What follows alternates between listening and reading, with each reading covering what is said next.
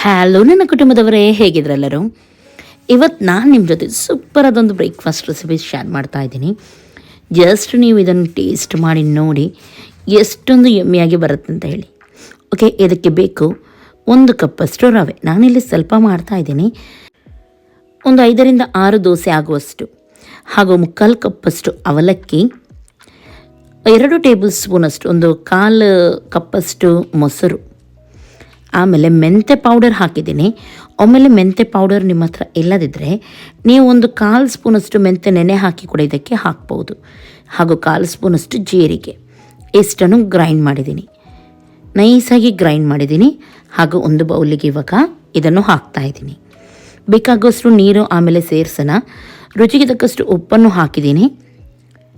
ಹಾಗೂ ನೆಕ್ಸ್ಟ್ ಇದಕ್ಕೆ ಸಣ್ಣ ಸಣ್ಣದಾಗಿ ಹೆಚ್ಚಿದ ಕೊತ್ತಂಬರಿ ಸೊಪ್ಪು, ಸೂಜಿ ಸೊಪ್ಪಿದೆ ಆದರೆ ಅದನ್ನು ಕೂಡ ಹಾಕ್ಬೋದು. ಇವಾಗ 1/4 ಸ್ಪೂನಷ್ಟು ನಾನು ಇದಕ್ಕೆ ಸೋಡಾ ಪೌಡರ್ ಹಾಕ್ತಾಯಿದ್ದೀನಿ, ಬೇಕಿಂಗ್ ಸೋಡಾ.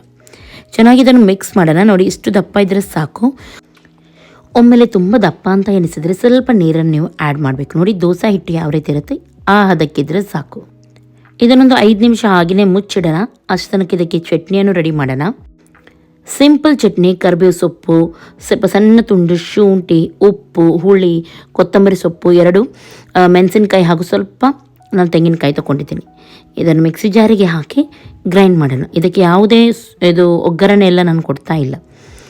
ಓಕೆ, ಚಟ್ನಿ ರೆಡಿಯಾಗಿದ್ದೆ. ಇವಾಗ ದೋಸೆ ಮಾಡಲಿಕ್ಕೆ ಕಾವಲಿಯನ್ನು ಇಟ್ಟಿದ್ದೀನಿ. ಕಾವಲಿ ಬಿಸಿಯಾಗಿದೆ. ನಾನು ಇದಕ್ಕೆ ಹಿಟ್ಟನ್ನು ಹಾಕ್ತಾಯಿದ್ದೀನಿ. ಮೆಲ್ಲನೆ ಇದನ್ನು ಹರಡಿ ತುಂಬ ತೆಳುವಾಗಿ, ನಿಮಗೆ ಇಷ್ಟ ಇದೆ ತೆಳುವಾಗಿ ಮಾಡಬಹುದು. ದಪ್ಪ ಇಷ್ಟ ಇದ್ದರೂ ದಪ್ಪ, ಕೆಲವರಿಗೆ ತೆಳು ದೋಸೆ ಇಷ್ಟ ಇರುತ್ತೆ, ಕೆಲವರಿಗೆ ದಪ್ಪ ದೋಸೆ. ಓಕೆ, ಇವಾಗ ಇದನ್ನು ಮುಚ್ಚಿಡೋಣ. ಗ್ಯಾಸನ್ನು ಮೀಡಿಯಮ್ ಫ್ಲೇಮಲ್ಲೇ ಇಟ್ಟು ನಾನಿಲ್ಲಿ ಮಾಡ್ತಾಯಿದ್ದೀನಿ. ಚೆನ್ನಾಗಿ ಫ್ರೈ ಆಗಿದೆ. ಮೇಲ್ಗಡೆಯಿಂದ ಸ್ವಲ್ಪ ಕೊಕೊನಟ್ ಆಯಿಲನ್ನು ಹಾಕೋಣ, ಅಥವಾ ತುಪ್ಪ ಕೂಡ ನೀವು ಹಾಕ್ಬೋದು, ಬೆಣ್ಣೆ ಕೂಡ ಹಾಕ್ಬೋದು.